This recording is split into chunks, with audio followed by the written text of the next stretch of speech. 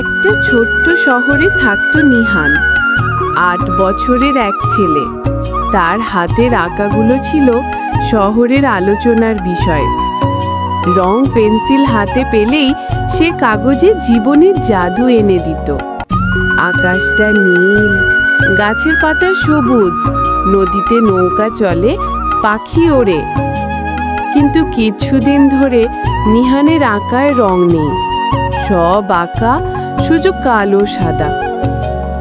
তার মা কাজ করে কাপড়ের কারখানায়, সকাল থেকে রাত পর্যন্ত। বাবা মারা গেছে বছর 2 আগে, দুপুরের রোদে একটা লরির নিচে। তখন থেকেই নিহান চুপচাপ। স্কুলে বন্ধুরা ডাকে না, কারণ সে হাসে না। একদিন স্কুলে চিত্রাঙ্কন প্রতিযোগিতা হলো। সবাই রঙিন পেন্সিল নিয়ে এলো, লাল, নীল, সবুজ, হলুদ। নিহান ব্যাগ খুলে দেখলো তার পেন্সিল বাক্সে শুধু একটা কালো পেন্সিল। মা হয়তো ভুলে গিয়েছিল নতুন প্যাকেট কিনে দিতে। বাকি সবাই যখন রঙে রঙে ব্যস্ত, নিহান চুপচাপ বসে আঁকতে শুরু করলো।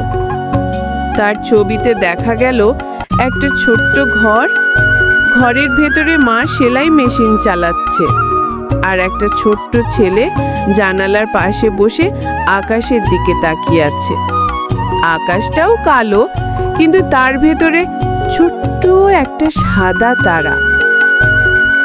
প্রতিযোগিতা শেষে সবাই রঙিন ছবি জমা দিল। নিহানের ছবিটা দেখে বিচারক কিছুক্ষণ চুপ করে রইল। কেউ হাসলো, কেউ বলল রং তো নেই।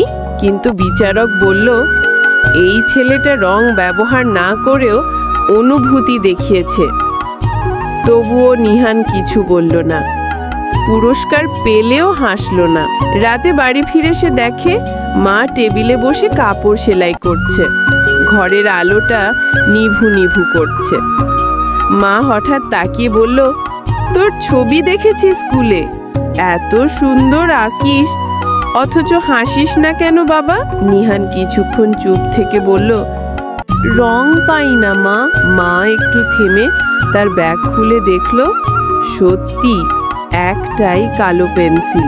পরদিন সকালে মা কাজে যাওয়ার আগে টেবিলে রেখে গেল একটা ছোট্ট বাক্স, নতুন রং পেন্সিল সেট।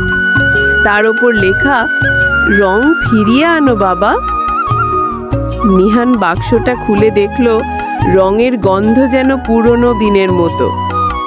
সে প্রথমে একটা সাদা কাগজে একটা সূর্য আঁকলো, উজ্জ্বল কমলা জলজলে। তারপর একটা ছোট্ট ছেলে যার চোখে হাসি।